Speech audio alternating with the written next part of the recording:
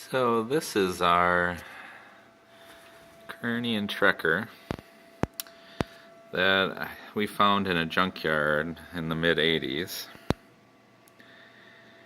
And it was delivered to a local manufacturing company in about '69. So this is a Milwaukee-Matic Series 3B. I don't know how many of these were made. I actually do, but it's in an email somewhere. I'll have to find it again. But it's a 2-pallet. It's boxways, but actually it runs on roller bearing, recirculating roller bearings. So you can see the 2 tracks there. That's actually what it runs on. The two light areas on the way. You can see it over here too. And so all 4 corners have that, and it's a pretty amazing machine. It's 36 inches Y, 38 inches X, 24 inches Z. And the B-axis rotates in 5-degree increments. When we first bought it, you can see from my other videos, we were using the original GE control, and then we converted it to Linux CNC.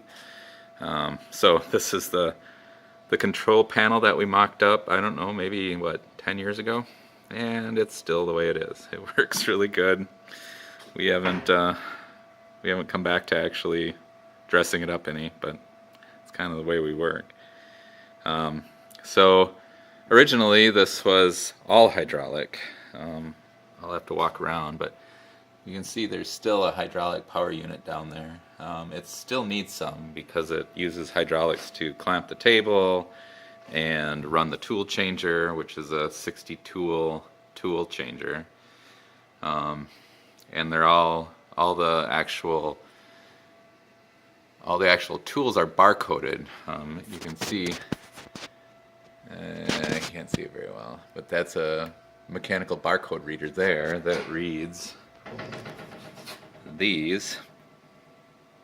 So we can, I don't remember what it is, it's like 32,000 tools we could have. We don't have that many. We have quite a few though, enough that we don't seem to have much problems. And if we needed more, we'd make more. That wouldn't be a problem.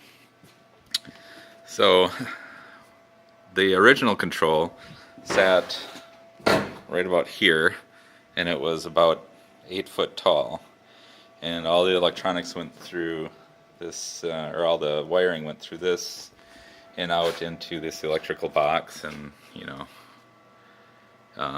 did all the controlling of it. Well, when we converted it, we put everything into the electrical box. It's our first big conversion, so we thought we'd have more than enough room in this box, and as you can see, we pretty much used every square inch. And there's down below here, I don't have it open, but it's VFD and high voltage stuff like contactors and stuff like that. So we got it to fit, and if we would have used some smaller components, it would have used less room. But honestly, since we've converted it, we've had no issues with reliability. It's been amazing. So there's a little computer up here, and then the servo drives are in this area, and then a whole bunch of solid state relays. This is Mesa, so I actually have 2 5i20s, I think. It's been a while, which gives us our 4-axis plus 96 IO or something like that, and we've pretty much used it all up. And this is actually from the old control. That's actually what senses the tool pocket as it goes around. We decided not to reinvent the wheel. It works, and that's what senses the pocket going by, so it knows when to read with the barcode reader. So It's, I mean, we get spoiled with this machine. It's an amazing machine. I have video of this thing repositioning to within a tenth. It's got huge ball screws. It's tight, and it does a lot of work for us. We actually had two of these. We were actually planning on putting the second one next to it, but decided that we really we probably needed spare parts more than we needed another machine running. So that's pretty much all it does, is we use it for spare parts. Not that we've needed much. It's been pretty rock solid. The mechanicals of this machine, they built it really well. We're actually still using some of the drivetrain for the like the Z-axis. The Z-axis servo motor is actually down on the base, and it's got zero backlash gearing that takes the Z-axis all the way up to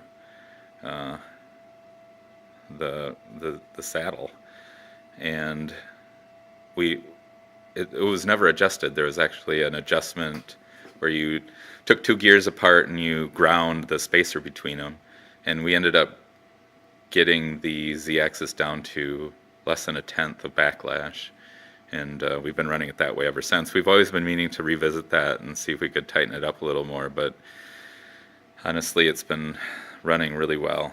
So I'm going to walk around here quick and show you the hydraulics. This thing used to be all hydraulics. The servos were hydraulic, and also the spindle. So it had like a 20 horse hydraulic spindle on it. And it's loud right now because we still have some hydraulics. But we've reduced the motors. We only have two horse motors, I think, running the hydraulics. And so it's an amazing mess. And like I say, we're using some of this still because we need collet clamping and unclamping and stuff like that. But what we did is we converted it to servos. These are huge inland, I think, 6 brush or maybe 8 brush DC servos. This is where the hydraulic servo used to be for the Y-axis. And this is another one where it's a right angle, zero backlash drivetrain that runs the Y-axis up and down. And you can see it's also counterbalanced hydraulically with these cylinders. And so, I don't know, they put a lot of thought into this. It's a Kearney and Trecker tooling you saw from before. It's a straight shank, so it actually has a cullet that holds it in the spindle. But it works really well. I spent a good amount of time fixing these way covers. They were just glued together before. We riveted them. They have like a little bar underneath them to give it rigidity, and that's what wraps around.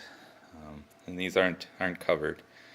The only thing that really is not that great is the coolant control. As you can see, we strategically place tin pieces or plastic or whatever around the spindle so we don't get spray coolant all over the place. But other than that, that's probably our only real gripe of this machine.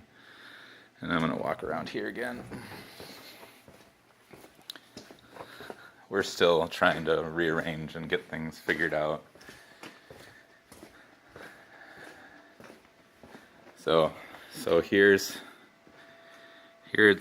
and it's, can I get far enough away? So spindle,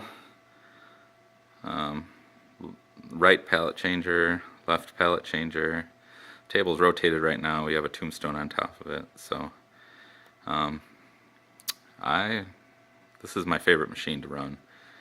If I need to make something, I'll try to make sure I'm running it on this, because it just works and it's accurate and it makes very beautiful parts. So I'll try to edit this and maybe add some pictures of what we actually did to convert it, because you can't really see the Z and X-axis servos are actually down underneath the plating. And then we did some work underneath there for the B-axis. This isn't a positioning. It really, the servo that rotates the B-axis just has to get it close because it actually sits down on a cervic coupling. So it works for us mostly. It'd be nice to have full unlimited B-axis, but yeah, maybe in the future. But so that's all I have for now. See you guys later.